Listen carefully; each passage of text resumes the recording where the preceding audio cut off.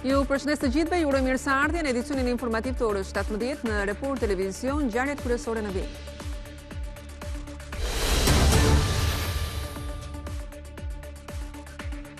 Grupi kriminal i call centerave që akuzohet se mashtronte qytetarë europian me kriptomoneda nuk kishte vetëm një bazë në kullën luksoze Ati Tower, por edhe në godinën tjetër të famshme të kryeqytetit Downtown One në Tiranë. Një ditë pasi goditi rjetin SPAK thot se grupi mirë organizuar kishte disa nivele sigurie përfshirë edhe agent civil në terren. Ata apikansën agentët e BK-s dhe një ditë para aksionit boshatisën zyrat.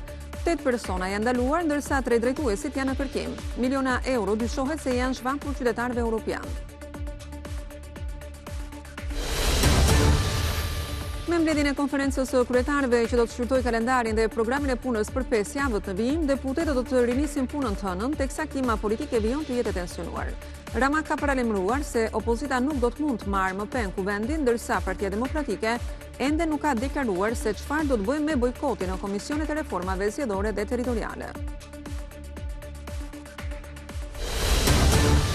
Kryeministri Rama i përgënjeshtroi lajmet se me anëtarësimin e Bordin e Paqes për Gazën, Shqipëria do të paguajë $1 miliard apo do të strehojë qytetar palestinez. Sipas tij nuk është e vërtetë se në bord janë ftuar të gjitha vendet anëtare të OKB-s. Mediat shkruajnë se ftesa u është të dërguar 60 vendeve në botë, ndërsa $1 miliard u kërkohet vetëm atyre që duan mandat të përhershëm.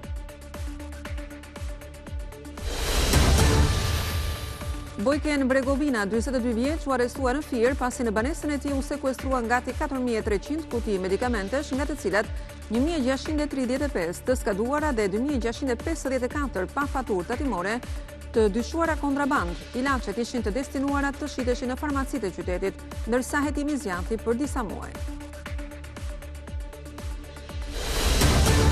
8 vendet europiane të kërcënuara nga tarifa doganore të Trump në një deklaratë përbashkët thonë se vendimi dëmton marrëdhëniet, përsërisin se qëndrojnë në solidaritet të plotë me mbretërinë e Danimarkës dhe popullin e Groenlandës, si edhe angazhohen për dialog bazuar në parimet e sovranitetit dhe integritetit territorial.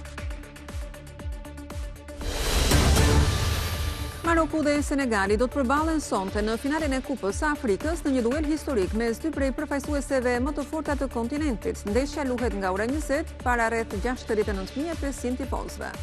Si vend mikpritës, Maroku mban mbi supe peshën e pritshmërive të një kombi të tërë, ndërsa Senegali mes polemikave dhe akuzave për mungesën e sigurisë. Këtë fundjavë, një nga 3 titujt që sugjeron rubrika në librari është libri Çdo grua duhet të bëj plane me autore nënën e miliarderit Elon Musk. Ai rofen me vetëdije të thellë dhe me nota e ironie rrugtimin e saj personal. Pas 10 vitesh abuzimesh, Maje i shpëtoi një martesë të dhunshme dhe bëri punë të rëndomta për të mbajtur 3 fëmijët përpara se të arrinte suksesin si modele dhe nutricioniste.